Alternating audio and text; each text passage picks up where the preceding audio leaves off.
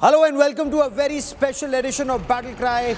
I'm Gaurav Sawant and this edition of Battle Cry is extra special. We are talking about the Rafale aircraft and the fuselage to be made in India. It's a landmark development in Indian aviation. The main body, the fuselage of the Rafale fighter jets are to be manufactured in India. And it's the first time ever that the fuselage of the Rafale are to be made outside France. An agreement has been inked between the French manufacturer Dassault Aviation and India's Tata Advanced Systems Limited or TASL.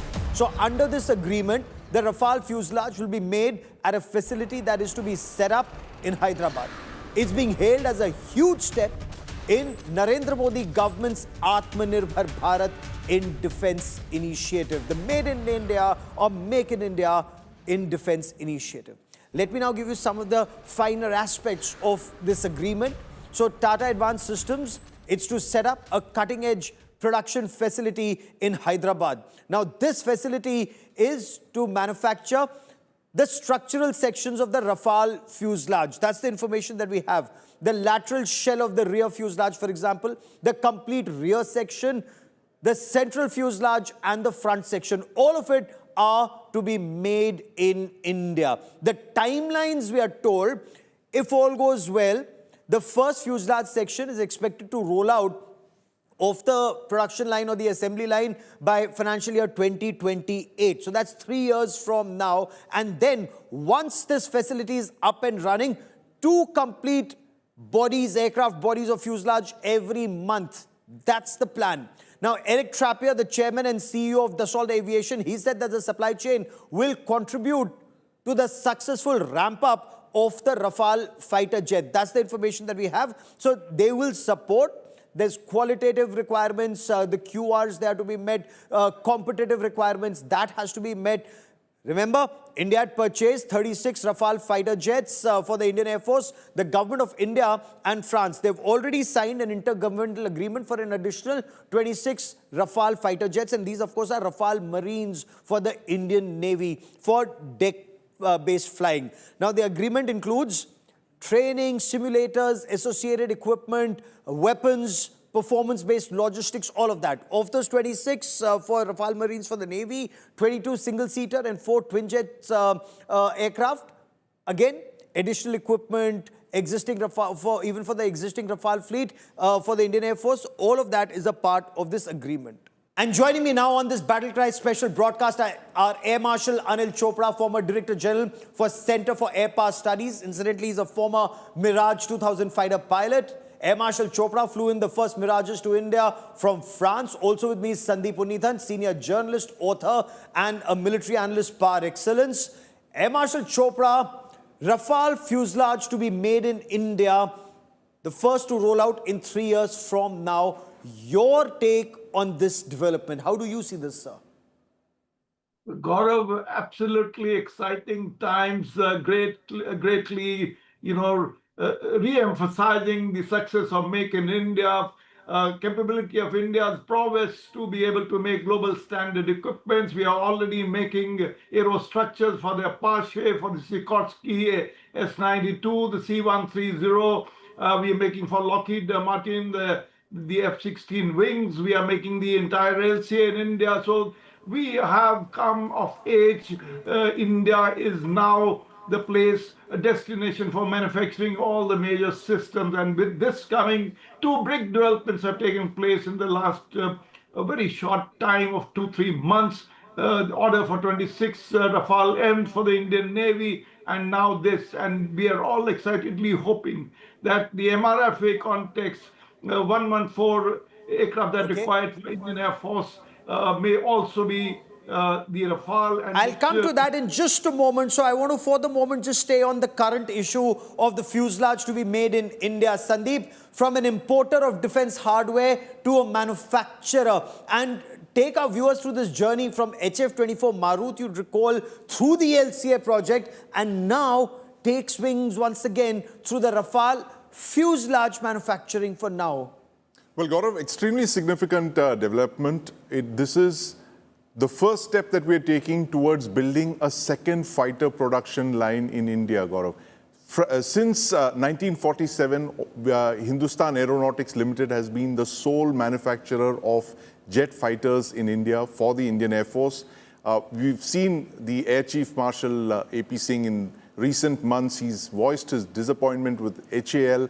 There's several issues with the timely supply of fighter jets at a time when the Air Force is looking at shrinking squadron numbers. Now, this is very, very significant because the Indian Air Force has been repeatedly calling for private sector participation in fighter aircraft manufacture, and this actually points to the first steps in that direction to set up a second production line within the country, Gaurav. If you remember, the Rafale was over a decade ago the shortlisted aircraft for the Indian Air Force's MMRCA fighter jet contest. And now, a decade later, it's also the front runner in the Indian Air Force's requirement for 114 medium-role fighter aircraft. And this possibly points to Rafale, Dassault getting a foot in the door with this indigenous production of the fuselage. It's just the first couple of steps in that direction, very, very significant.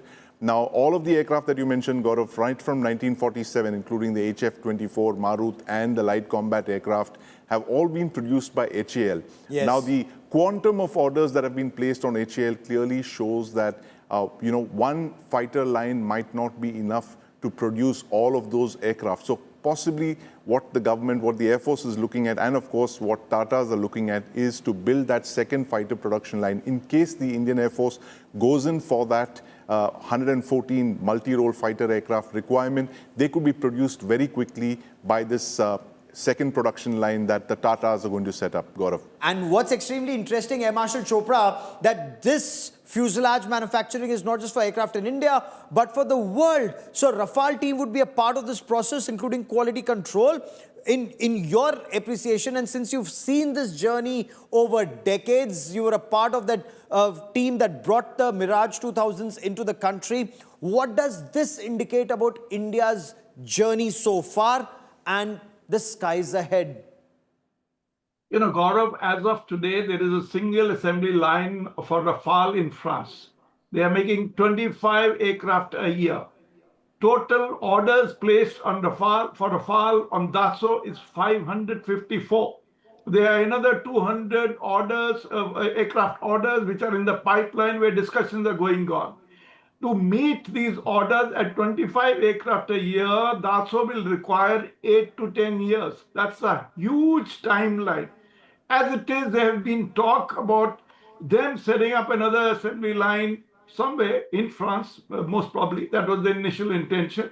But clearly, they have chosen to bring this assembly line to India for various reasons. We have our manufacturing quality is absolutely international class. It's much cheaper to make in India, though presently only the fuselage is going to be made. But as we go along, we will see, like it's happening in C295, more and more subcomponents, subsystems, etc., will one day be made in India. And there is a high possibility we are talking to Safran for a Make in India engine. There's so many possibilities that will emerge. So if this line gets set up, we will the figures that are in the open source right now, around 25 aircraft, that is 2 a month, will be the production capacity from 2028, and that way it will be a huge development. And of course, if we Indian Air Force chooses to have 114 aircraft, 140 aircraft between Navy and us, will be a huge number. And mind you,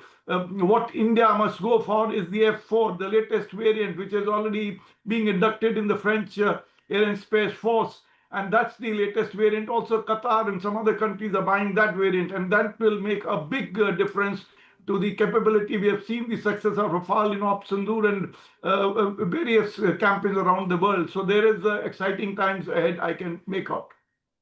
I can make out that excitement in your voice and in Sandeep's. And Sandeep, the fact that India will emerge and is emerging as this major aviation hub, it's an important journey. Fuselage for Rafale, that would actually be the big test, because the focus on aircraft engines, as Air Marshal Chopra was mentioning, whether it's Safran when Prime Minister Narendra Modi was in Paris for Bastille Day celebrations, there were conversations around co-manufacturing, co-development of fighter jet engines. That would be an absolute game changer as far as Indian Air Force is concerned. Absolutely, Gaurav. In fact, we are at the moment, we have an issue with the Kaveri engine and of course slow supply of the GE 404 engines. And of course, we need that development partner for hand-holding us as we develop that jet engine for the AMCA and the LCA Mark II. So Safran has emerged clearly as the third alternative for us, apart from the Russians and the Americans. So the fact that Dassault chose to set up this production line in India explains the high level of trust that India and France enjoy. It's a strategic partnership. And as Air Marshal Chopra mentioned, it's a win-win for both countries that Dassault gets to offload many of its international orders into this production line here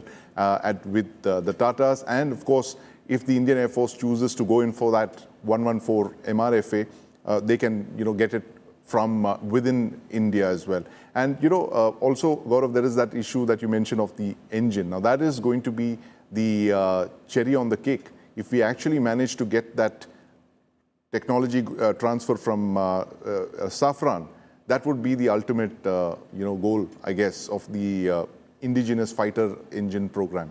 Air Marshal Chopra, wouldn't that be the case, the ultimate test, if India's next generation fighter jet engines are to be made in India from the concept to powering our jets, but before that, in the interim, whether it's the Safran engine or any engine that we can make in India for our fighter jets? Yeah, now whatever engine we make in India, Gaurav, has to be from design. Means we must have the intellectual property rights over that engine. We should be able to thereafter develop further engines using that as the core, whether it's the fighter engines or even airliner engines or transport aircraft engines. So that core has to be developed in India. Safran has been talking, of course, the money is involved are rightly currently a little on the higher side, but that's okay. I mean, everybody is going to charge some amount of money, and a growing economy, a big country like India, one day we'll have to pay for the technology if we really want to induct. But I want to bring in a point why it is important that India must now take the decision about the 114 aircraft. As the Air Chief has already said that Indian Air Force desperately needs more fighter aircraft. We are down to 31 squadrons. And Yes. the advantages are we already have 2 air bases, additional spaces there. We have paid money for one-time India-specific enhancements.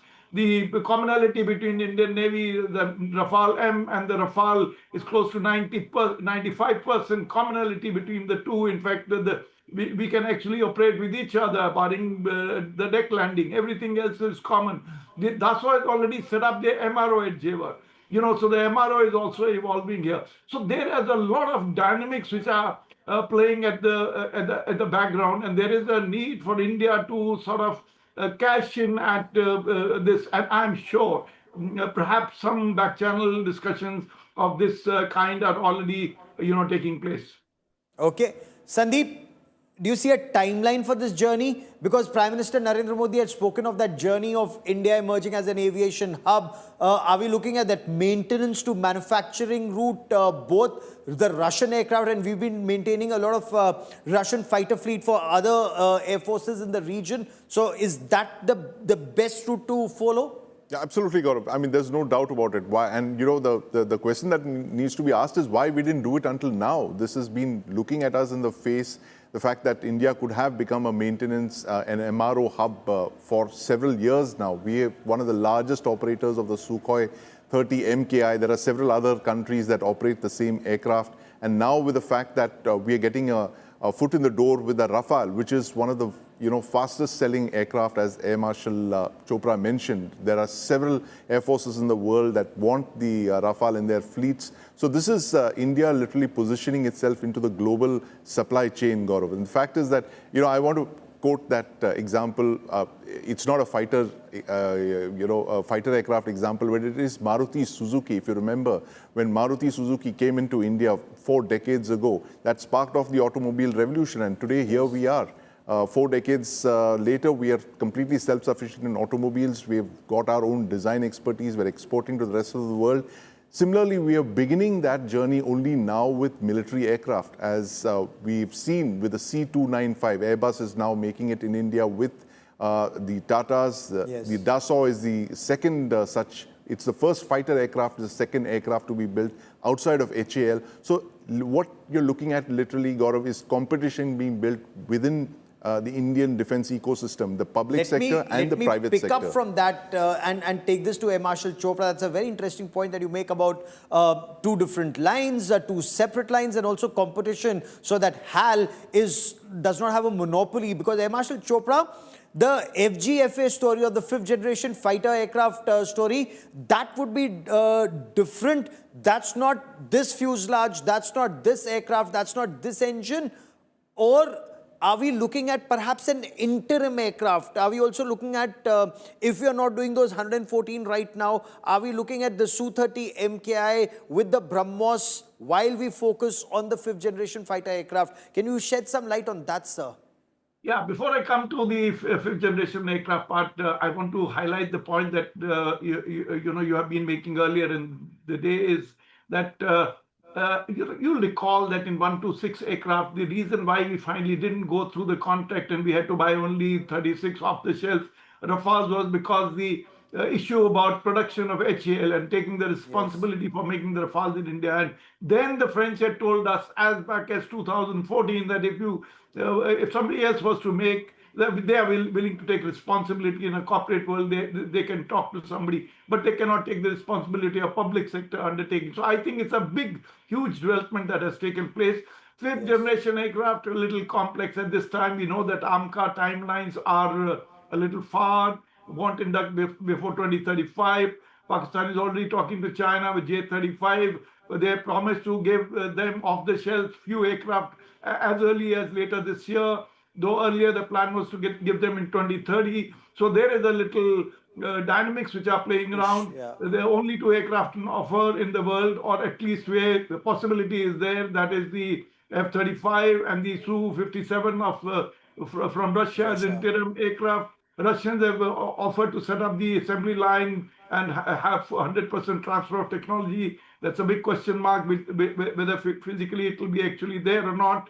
With S-400 already with us, will the Americans still offer, the F-35 when they have refused to their own NATO partner, Turkey? So there are big issues, but I agree with you. If we upgrade the Su-30, get a longer range R-37M air-to-air missile from the Russians, or we develop our own Astra-3 very, very quickly. Also, once the BrahMos other variant, present variant in the Su-30 has got a 2.5 ton, is the weight and can carry only single. But when the NG variant, which is 1.5 tons, the BrahMos comes up, Su-30 will carry 3, and so will all the other fighters, including LCA, will be able to carry it. So there are developments there.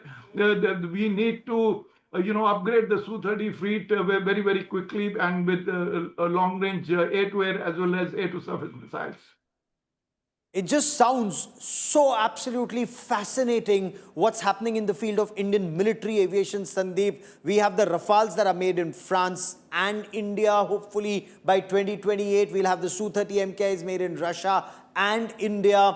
We have the light combat aircraft made by Hindustan Aeronautics Limited, of course powered by the G404, and then Mark II by the 414 engines, and then the FGFA. It just shows that perhaps, it's a huge landscape there for Indian Air Force to operate and choose from. Well, absolutely, Gaurav. And, it also coincides with the fact that we've been discussing this in previous installments of your program, the fact that it comes at a time when the political leadership has understood the importance of coercive air power. And that is a very big step. As we've seen in the past, air power was never the first instrument of choice when you're dealing with aggression from our western neighbor or our northern neighbor. But now with the political leadership understanding this very clearly, and the last couple of deployments from 2019 Balakot, 2020 in Ladakh, and now 2025 Op Sindoor. Air power has come of age in India, and the political leadership has understood that.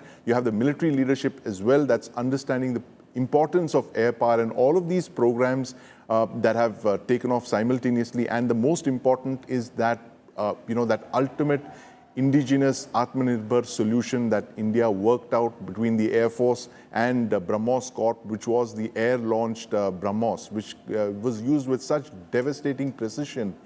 So, one wonders what other surprises are there, Gaurav, when you have the private sector, the Indian Air Force and the public sector coming together. What other game-changing options can they really produce, like the BrahMos and the Sukhoi 30 combination? So this is literally, the sky is the limit for us in terms of imagination, thinking out of the box in ways that we can project our air powers to protect India's territories, given the fact we have such a serious security situation on two fronts, Gaurav, with Pakistan on the west and China on the north, and both of them sharing a collusive relationship, exchanging not just fifth-generation fighter aircraft, but long-range missiles, air, surface-to-air missiles, all of those things. So this is the time for us to really come out with out-of-the-box solutions, Indian solutions for Indian wars, just as the BrahMos and the Sukhoi combination have shown us, Gaurav. Indian solutions for Indian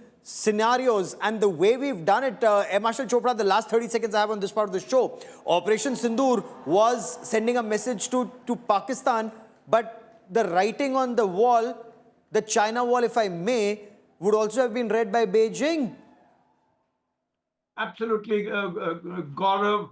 I think the one country that has been watching Op Sindoor most closely, and perhaps also sitting in the bunkers and in the command posts in Pakistan and monitoring and perhaps advising was China. And they needed to do that because it's the first time their military equipment has been at play. It's the first combat, their military equipment, whether the J-10, JF-17, the PL, 15, they're the first time they have been engaged. They've been watching very closely. The results have not been very good. HQ-9 did nothing, hit nothing. PL-15s are claims, but no proof is there. And PL-15s, large number of them have been found in India, which did not even explode. So there are mixed results. They have not claimed a single aircraft with JF-17. They have claimed with J-10s. Maybe that is what they want to market.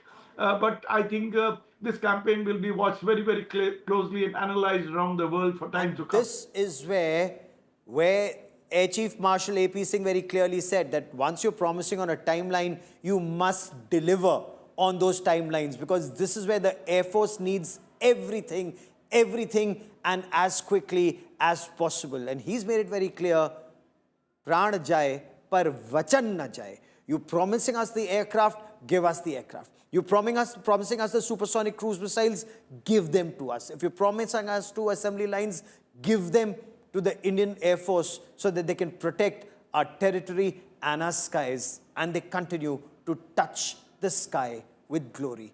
Nabha Sprisha Deeptam. To both my guests, many thanks for joining me.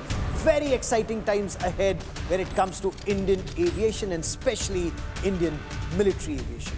That is all I have for you on this Battle Cry special. Many thanks for watching. News and updates continue on India Today. Stay with us.